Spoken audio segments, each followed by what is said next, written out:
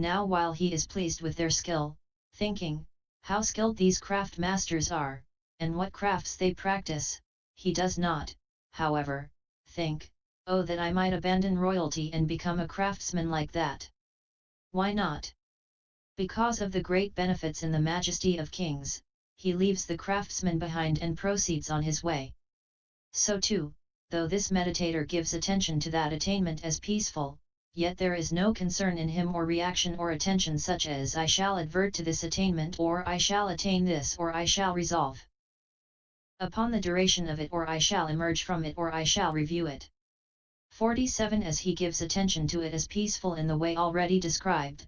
337 He reaches the ultra-subtle absorbed perception in virtue of which he is called neither percipient nor non-percipient, and it is said of him that he develops the attainment with residual formations.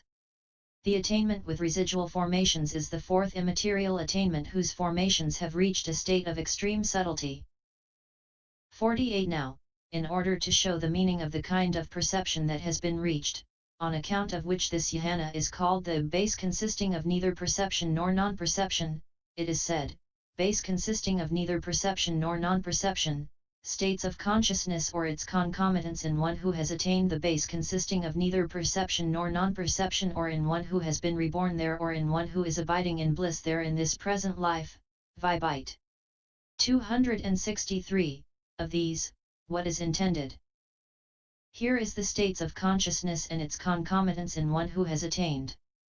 49 The word meaning here is this, that jhana with its associated states neither has perception nor has no perception because of the absence of gross perception and the presence of subtle perception, thus it is neither perception nor non-perception, and evasananasane. It is neither perception nor non-perception and it is a base, ayatana, because it is included in the mind base, manayatana, and the mental object base, dhammayatana, thus it is the base consisting of neither perception nor non-perception, navasananasanayatana. 50 Or alternatively, the perception here is neither perception, since it is incapable of performing the decisive function of perception, nor yet non-perception, since it is present in a subtle state as a residual formation, thus it is neither perception nor non-perception. It is neither perception nor non-perception and it is a base in the sense of a foundation for the other states, thus it is the base consisting of neither perception nor non-perception. And here it is not only perception that is like this, but feeling as well as neither feeling nor non-feeling. Consciousness is neither consciousness nor non-consciousness, and contact is neither contact nor non-contact, and the same description applies to the rest of the associated states, but it should be understood that this presentation is given in terms of perception. 51 And the meaning should be illustrated by the similes beginning with the smearing of oil on the bowl. A novice smeared a bowl with oil, it seems, and laid it aside. When it was time to drink gruel, an elder told him to bring the bowl. He said, "Venerable sir, there is oil in the bowl." But then when he was told, "Bring the oil, novice, I shall fill the oil tube," he replied, "There is no oil, venerable sir." Herein, just as there is oil is in the sense of incompatibility with the gruel because it has been poured into the bowl and just as there is no oil is in the sense of filling the oil tube, etc., so too this perception is neither perception since it is incapable of performing the decisive function of perception and it is nor non-perception because it is present in a subtle form as a residual formation. 338. 52 But in this context what is perception's function? It is the perceiving of the object, and it is the production of dispassion if that attainment and its object are made the objective field of insight. But it is not able to make the function of perceiving decisive, as the heat element in TEPID11 water is not able to make the function of burning decisive, and it is not able to produce dispassion by treatment of its objective field with insight in the way that perception is in the case of the other attainments. 53 There is in fact no bhikkhu capable of reaching dispassion by comprehension of aggregates connected with the base consisting of neither perception nor non-perception unless he has already done his interpreting with other aggregates, see XX.2f and XXI.23. And furthermore, when the Venerable Sariputta, or someone very wise and naturally gifted with insight as he was, is able to do so, even he has to do it by means of comprehension of groups, XX.2. In this way, so it seems, these states, not having been, come to be, having come to be, they vanish, M328, and not by means of actual direct insight into states one by one as they arise. Such is the subtlety that this attainment reaches. 54. And this meaning should be illustrated by the simile of the water on the road, as it was by the simile of the oil smearing on the bowl. A novice was walking in front of an elder, it seems, who had set out on a journey. He saw a little water and said, "There is water, venerable sir, remove your sandals." Then the elder said, "If there is water, bring me the bathing cloth and let us bathe." But the novice said, "There is none, venerable sir." Herein, just as there is water is in the sense of mere wetting of the sandals, and there is none is in the sense of bathing, so too, this perception is neither perception since it is incapable of performing the decisive function of perception, and it is nor non-perception because it is present in a subtle form as a residual formation. 55. And this meaning should be illustrated not only by these similes but by other appropriate ones as well. Enters upon and dwells in is already explained. This is the detailed explanation of the base consisting of neither perception nor non-perception as a meditation subject. General. 56. Thus has the peerless helper told the fourfold immaterial state. To know these general matters too will not be inappropriate. 57. For these immaterial states, while reckoned by the surmounting of the object they are for, the wise do not admit surmounting of factors that one can recognize. 58. Of these four, the first is due to surmounting signs of materiality, the second is due to surmounting space, the third is due to surmounting the consciousness that occurred with that space as its object, and the fourth is due to surmounting the disappearance of the consciousness that occurred with that space as its object. So they should be understood as four in number with the surmounting of the object in each case. 339. But the wise do not admit any surmounting of jhana factors, for there is no surmounting of factors in them as there is in the case of the fine material sphere attainments. Each one has just the two factors, namely equanimity and unification of mind. 59. That being so, they progress in refinement, each is finer than the one before. Two figures help to make them known, the cloth lengths, and each palace floor. 60. Suppose there were a four-storied palace, on its first floor the five objects of sense pleasure were provided in a very fine form as divine dancing, singing, and music, and perfumes, scents, garlands, food, couches, clothing, etc., and on the second they were finer than that, and on the third finer still, and on the fourth they were finest of all.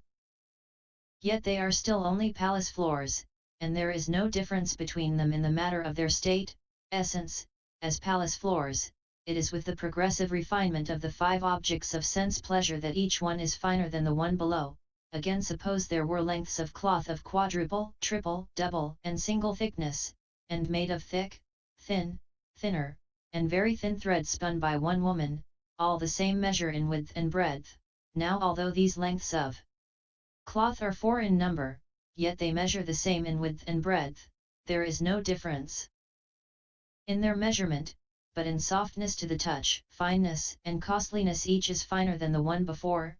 So too, although there are only the two factors in all four immaterial states, that is to say, equanimity and unification of mind, still each one should be understood as finer than the one before with the progressive refinement of factors due to successful development.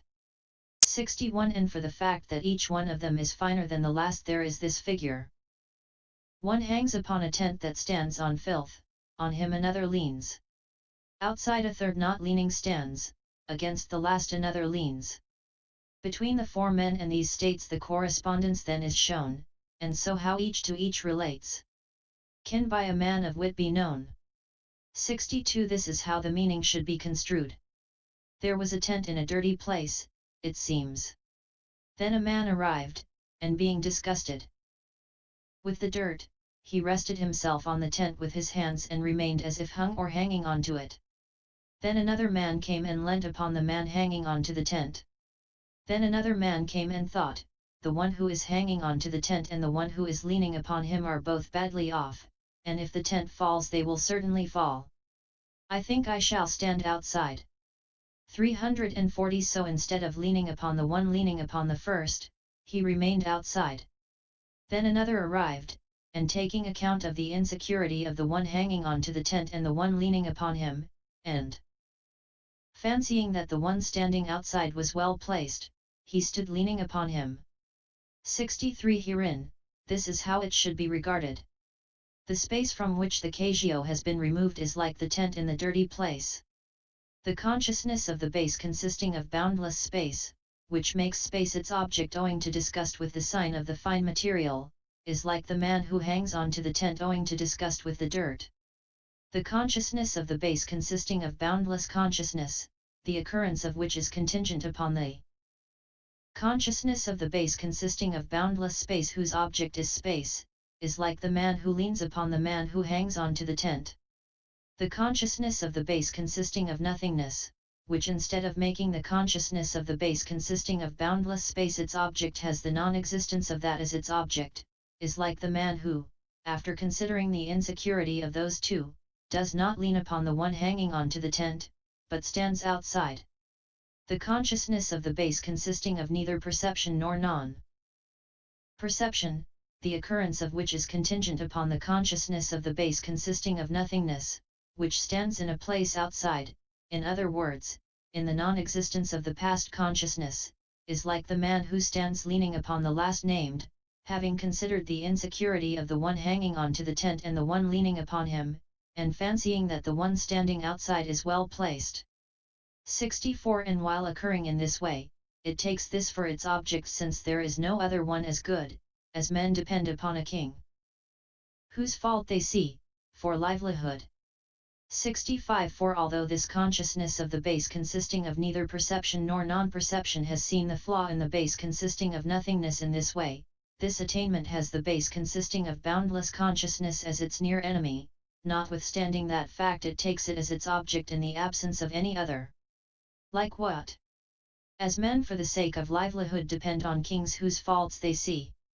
For just as, for the sake of livelihood and because they cannot get a livelihood elsewhere, people put up with some king, ruler of all quarters, who is unrestrained, and harsh in bodily, verbal, and mental behavior, though they see his faults thus, he is harshly behaved, so too the consciousness of the base consisting of neither perception nor non-perception takes that base consisting of nothingness as its object in spite of seeing its faults in this way, and it does so since it cannot find another better object. 66 As one who mounts a lofty stair leans on its railings for a prop, as one who climbs an airy peak leans on the mountain's very top. As one who stands on a crag's edge leans for support on his own knees, each jhana rests on that below. For so it is with each of these. The 10th chapter called the description of the immaterial states in the treatise on the development of concentration in the path of purification composed for the purpose of gladdening good people. Notes 1. A dog, it seems, was attacked in the forest by a boar and fled. When it was dusk he saw in the distance a cauldron for boiling rice, and perceiving it as a boar, he fled in fear and terror. Again, a man who was afraid of Pisaka goblins saw a decapitated palm stump at night in a place that was unfamiliar to him, and perceiving it as a Pisaka goblin, he fell down in his fear, horror, and confusion. Vibh 320.